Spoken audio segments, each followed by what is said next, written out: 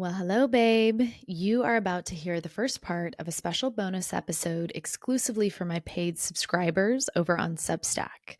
If you want to get the full version, along with all my other extra drops, voice notes, and posts, it's waiting for you over at Stay or Go on Substack.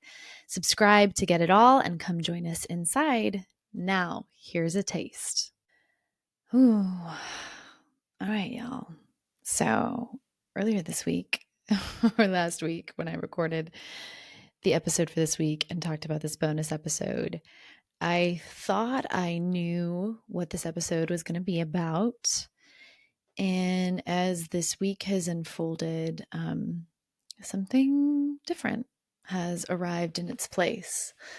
So, in hopefully my true bonus episode style that I'm going to try to use going forward, I am trying to record this whole episode without needing any edits.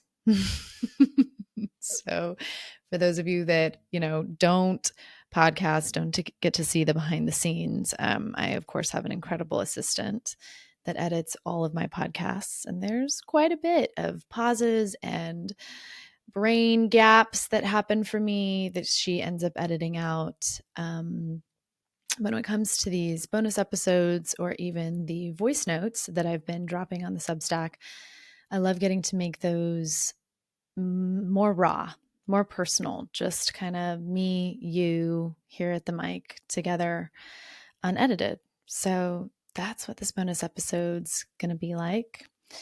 And the heart of it is going to be starting off with this extra CPTSD flashback moment that I had last week. That, as I said in my episode this last week, all about CPTSD, which I've been hearing back from a few of you on how impactful it's been. Thank you so much for letting me know. I really wanted to include this experience in last week's episode, but as I said, it was just too long. So I figured I'd put it here instead as a yummy little bonus piece. So, dropping into this experience that's kind of the heart of this episode, last week, I'm sure very activating for many of us here in the United States. And I was experiencing a lot of dysregulation, a lot of mind racing, a lot of, feeling like I was up out of my body. And someone that I know kind of knew how I was feeling about things, could tell I was really struggling, and proceeded to send me a video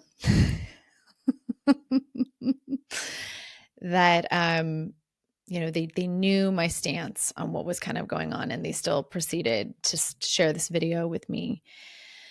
And some of you may relate to this. I found myself, this is someone really from my past. I don't consider them, someone that I'm super close to emotionally now. But I find myself always kind of hoping for the best and assuming the best of people.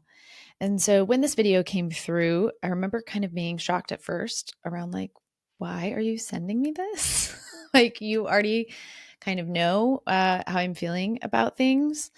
But I wanted to give the benefit of a doubt, right? Maybe I haven't the full story. Maybe this is going to illuminate things in a different way for me.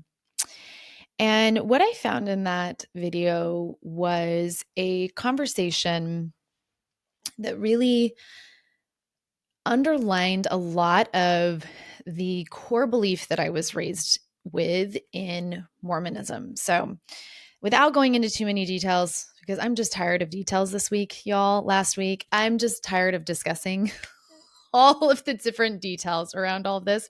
So I want to paint in some broad strokes here and really just keep it focused on my internal experience, which I think is really important for a lot of us right now, is coming back to like what's actually happening in my body and with me. So in this video, there's a person that's, basically the heart of the video kind of comes down to like, what do you believe love is?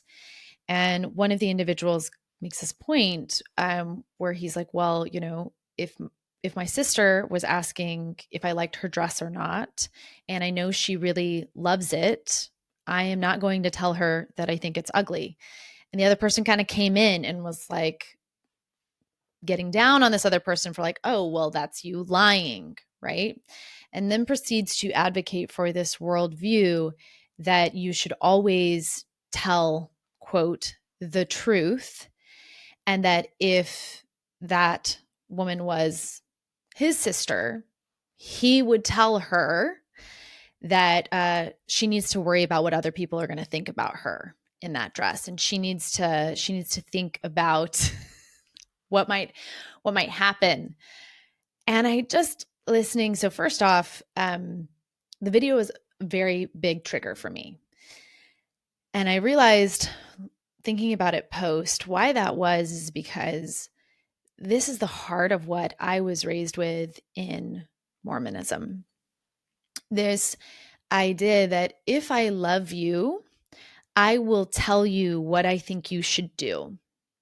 That real love is not respecting another person's personal feelings or their desires or what they want for themselves. It's making sure that you tell them what you think, which, couched in all this language of love, what I realized that really is it's just individuals that believe sharing their opinion is love.